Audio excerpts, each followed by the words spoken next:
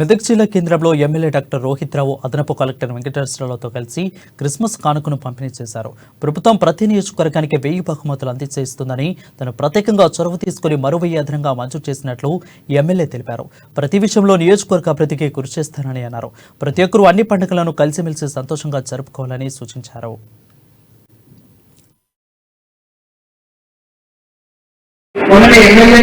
మరి మెదక్ నియోజకవర్గానికి మరి నన్ను ఎన్నుకోవడం జరిగింది.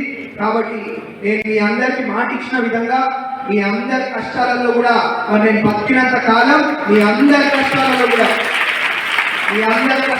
కూడా పాలు పంచుకుంటూ మరి మీ సమస్యలు తీర్చుకుంటూ మీ ఇంట్లో ఒక కుటుంబ సభ్యుల్లాగా మరి మీ అందరి కోసం కూడా మరి నేను పనిచేసి పెడతానని చెప్పి మరి మీ అందరూ కూడా తెలియజేసుకుంటూ మరి మనం ఇట్లాంటి క్రిస్మస్ వేడుకలను ఇట్లాంటి క్రిస్మస్ సెలబ్రేషన్స్ ఇంకెన్నెన్నో మనం అందరం కూడా కలిసి మరి జరుపుకోవాలని చెప్పి కూడా మరి ఆ భగవంతుడిని ఆ దేవుడిని కోరుతా ఉన్నాను.